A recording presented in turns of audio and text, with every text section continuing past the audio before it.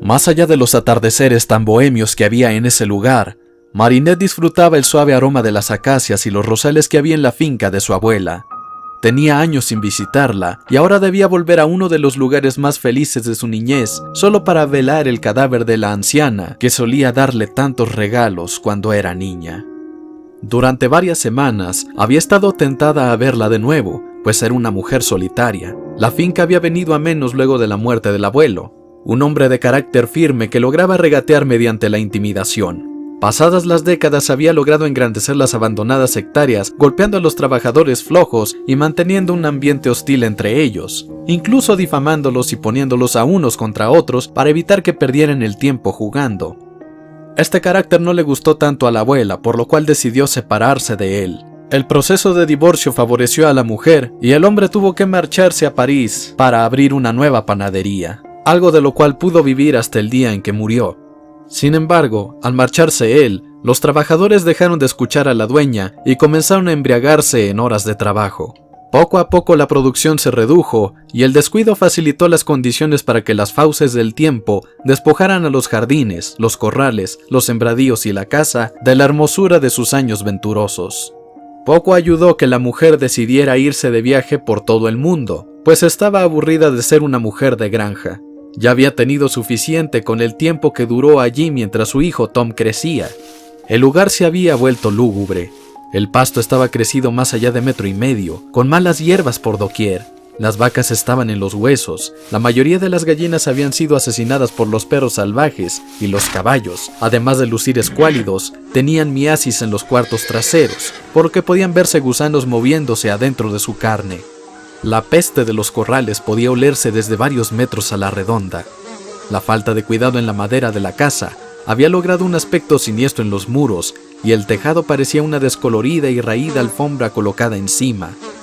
Realmente la maldad del tiempo había hecho terribles estragos en ese lugar y ahora el deterioro había culminado con la extinción de la dueña. Así de tétrico encontró Marinette ese sitio. Las lágrimas brotaron al instante de sus ojos y corrieron por sus mejillas hasta juntarse en su barbilla puntiaguda. Como pudo se abrió paso hasta la casa y entró en la sala, que apestaba a humedad y polvo.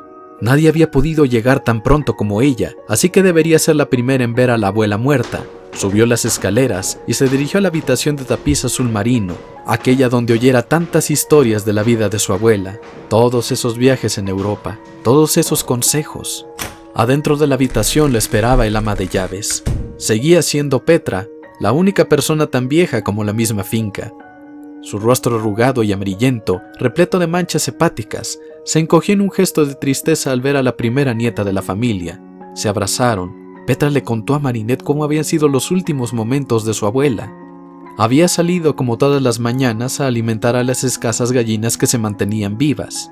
La pobre anciana tenía demencia senil y salía a las 3 de la mañana con una bolsa de granos en la mano izquierda y un palo en la mano derecha, para ahuyentar a los perros salvajes que pudiera encontrar merodeando en la propiedad, una precaución que había aprendido de su difunto marido.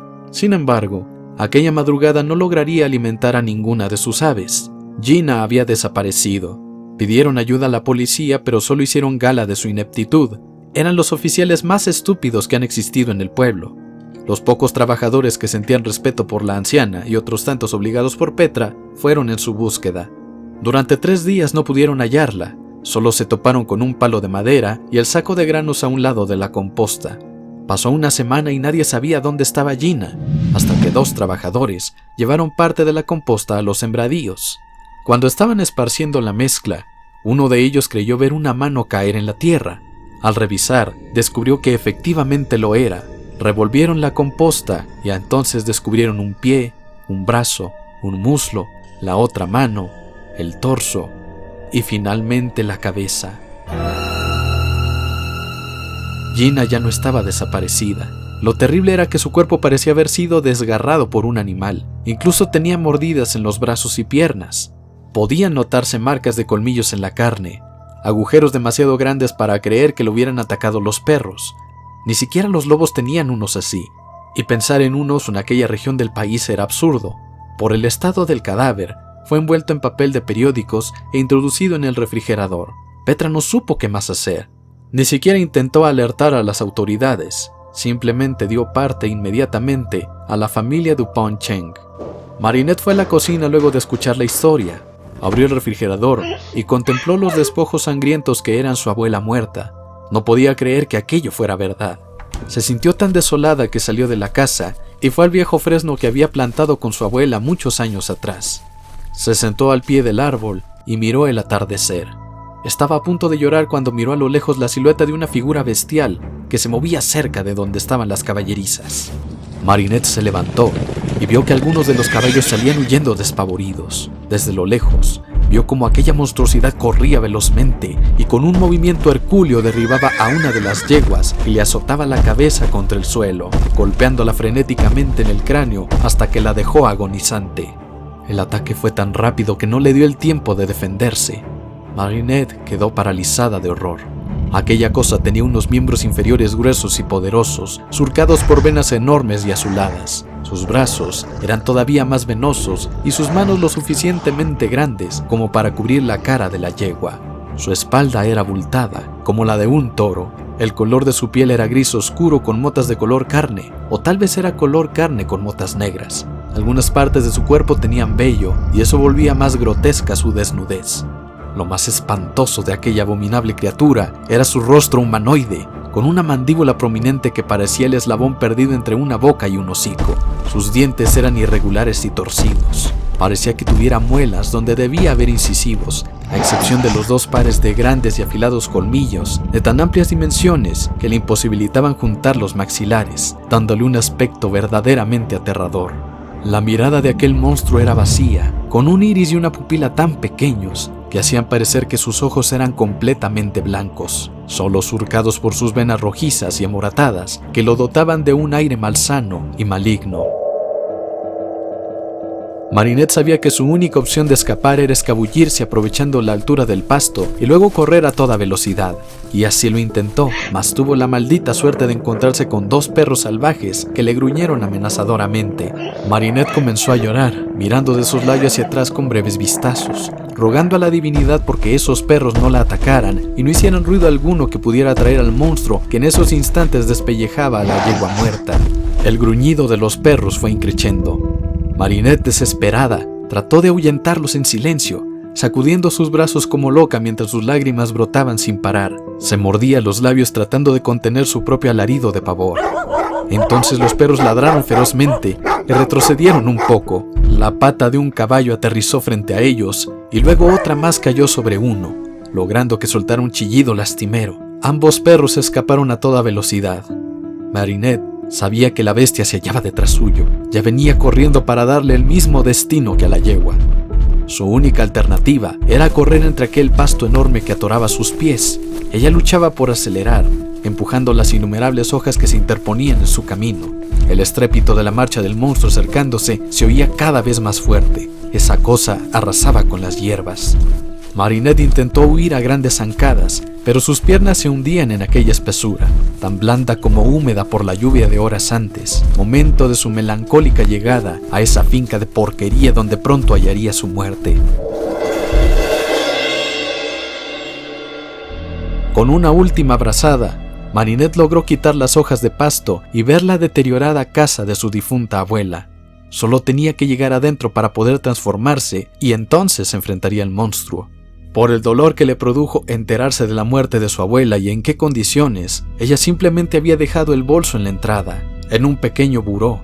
Necesitaba llegar a él para recuperar sus aretes y utilizarlos para derrotar a ese monstruo terrible, pero esto ya no pudo realizarlo. A tan solo unos metros de la entrada, Marinette se encontró con un cuerpo masculino desmembrado. En medio de las extremidades ensangrentadas, Marinette distinguió perfectamente la cabeza cercenada de Adrian Agreste. El horror la dejó completamente paralizada. El amor de su vida yacía ante sus ojos. Apenas acababan de revelarse sus identidades secretas. La esperanza de toda su adolescencia finalmente había sido satisfecha semanas atrás, y ahora encontraba el cadáver desmembrado del amor de su vida en la finca que su abuela dejó para ella. Una mano gigante la tomó por el cabello y la levantó por los aires. Ella pudo sentir cómo el monstruo colocó una mano en sus hombros y la otra en su barbilla. Durante un par de segundos, sintió una fuerza tremenda que intentaba arrancarle la cabeza, en el dolor más horrible que pudo sentir en su vida. Los ojos de Marinette lloraron lágrimas de sangre. Mientras tanto, los padres de Marinette llegaron a la finca. Petra los recibió en la habitación de la abuela, donde les dio la noticia de que, en lugar de uno simple, habría un funeral doble, porque algo terrible le había ocurrido a Marinette. Tom y Sabine quedaron completamente atónitos y bombardearon con preguntas a la vieja ama de llaves, quien simplemente salió de la habitación y los dejó con la palabra en la boca. Petra bajó las escaleras, caminando lentamente hasta el escritorio de su alcoba. Tomó de allí un viejo libro de hojas amarillentas y lo metió en un maltratado cofre forrado de cuero. Una risa insana brotó de su garganta áspera y volteó hacia la ventana. Su reflejo se distorsionó lo suficiente hasta adoptar la forma de un rostro femenino juvenil y hermoso. Era Laila Rossi. Un estruendo se escuchó dentro de la casa y los gritos de Tom Dupin y Sabine Chen se escucharon entre el ruido de muebles y cristalería azotando y rompiéndose por todas partes. Una vez que hubo silencio, el rechinido de la puerta cedió el paso a una gigantesca mano ensangrentada que guardaba algo en el puño. Laila miró con desdén hacia aquella monstruosa extremidad. El inmenso puño se abrió y en la palma se podía ver un par de aretes. Laila sonrió y los tomó con apremio. La mano monstruosa lentamente fue transformándose, disminuyendo su tamaño y adelgazando, hasta convertirse en la mano de Gina, quien cayó inconsciente en el suelo solo para fallecer momentos después. Resultaba que la verdadera Petra era el cadáver que Marinette había visto en el refrigerador, pero el dolor y el horror le impidieron darse cuenta de ello. Finalmente, Laila Rossi conquistaría el mundo.